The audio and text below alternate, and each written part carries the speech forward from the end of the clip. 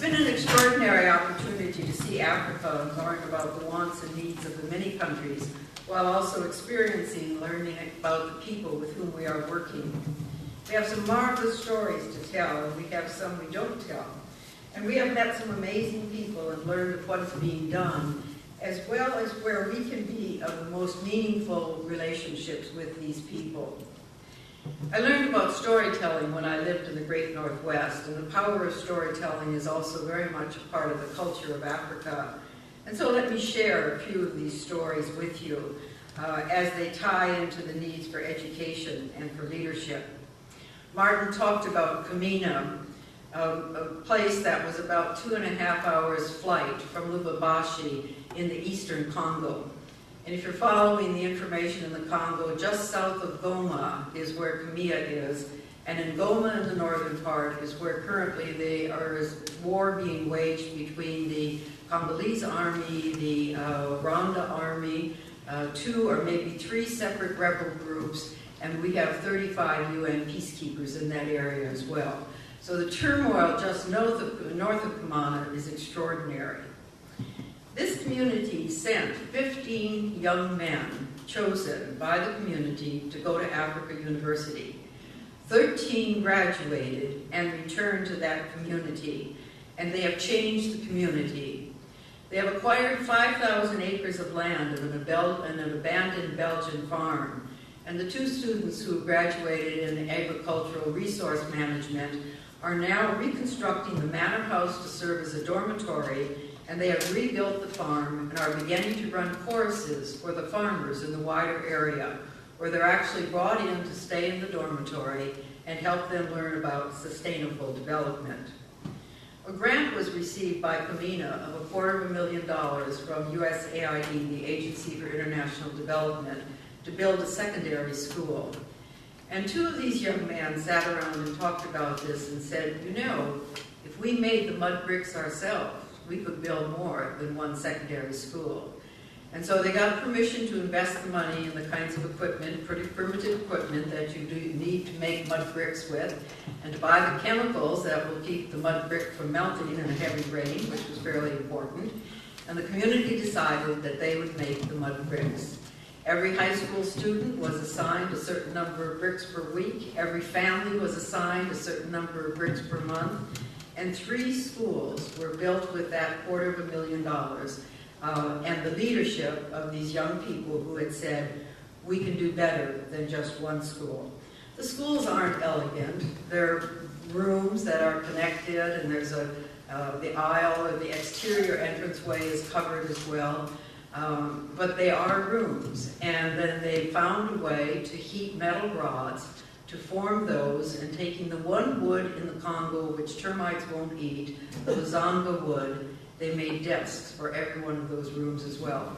So the assignment became a community assignment with people working together. Martin mentioned the problem that he always has, because he's always ready to do the work himself. And this is not the way many people expect. Well, he's now considered one of them, and them as Americans. And it kind of says the kind of things that he is bringing into that country. So we're also looking at a way to help realize that the individual within the community is a powerful asset for the community. The community has sent 2 of the men back for master's degrees, 1 in theology, and he is working with the bishop on the development of rural churches, and the second one to the Institute of Peace and Justice. And he is working with reconciliation models that they hope to be using up in the northern Congo as soon as the fighting is over there. We've consistently found throughout our trip, though, that the leadership being taken by women has become extremely important. Several children were found wandering in the bush after the recent fighting took place, and these children were brought into the community, and it was necessary to establish an orphanage.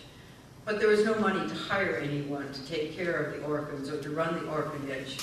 But several of the clergy during the Hutu and Tutsi War were slaughtered, literally, often during services in the church. And the widows and children were left practically destitute. So they called a number of these women to come to the orphanage with their children and to assume the responsibility of being mothers to a larger group of students. There are over 40 children in that orphanage right now, and they have taken in children as young as 2 days old and as old as 13, and are giving them an education. And they're running a very successful orphanage. Whole communities are responding to the refugee situation, particularly in East Africa. One has the sense that in East Africa particularly, whole populations are on the move. We were in Burundi for a few days on a very unsuccessful trip because we were never able to see the people that we were supposed to see, and we found out later that there were problems within the church which had precluded doing anything at all in that country. But in a large vacant field next to where we were staying, where there was hot water at least once each day, there were probably 40 or 50 people in small family groups camping. A bare field, a gas station on the corner which had water sometimes and some electricity. And at night there would be small fires as these families were trying to find something to eat. And they had escaped from the fighting in the Congo and were living there in a bare field, waiting to go to a refugee camp or ready to be on the move when it was necessary to move one more time. Many people that we met had lived in refugee camps, and there was a sense of this whole population movement, people returning, people leaving, returning back to find out whether or not the community in which they lived was even still existing. One young woman that we met in the Sudan talked about being sent from Uganda into a refugee camp in the Congo. But she found such terror there that she walked back to her own country and lived off the land and the goodwill of those she met, and lived in the wild, which was in the nearby woods to where we were talking with her, for years, until she felt safe to return to her home in the southern Sudan. She spoke very softly and quietly of her experience. And one learns to listen, but not to ask questions. So there are large gaps in her story that we cannot fulfill. But what she sought was an education so that she could help others who had faced similar situations. I'm pleased to report we were able to arrange a scholarship for her, and she is now a student at Africa University in the School of Theology.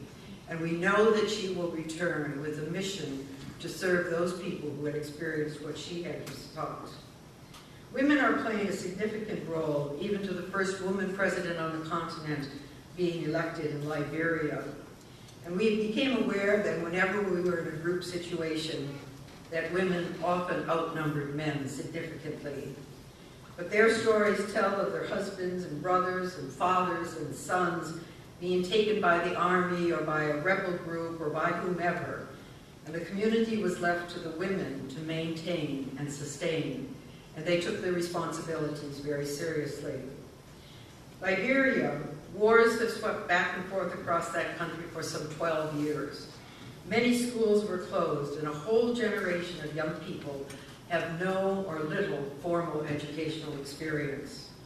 The church started an evening school for working adults, most of whom could only qualify for the most menial of tasks, and in 3 years had over 3,000 students enrolled.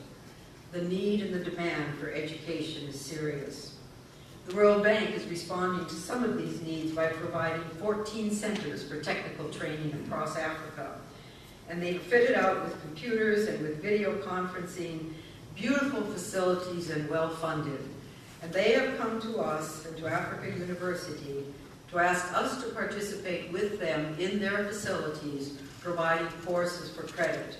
Because the goal is really of many of these people to not only get an education, but to complete a degree and become truly leaders for their country. It is estimated by the president of Liberia that there are approximately 300,000 young men now in their 20s who have yet to be rehabilitated and reintegrated following their experiences as boy soldiers. Many of you have probably read the books that are currently coming out about the experiences of these young men. And 300,000 in one country alone that yet to have to be rehabilitated.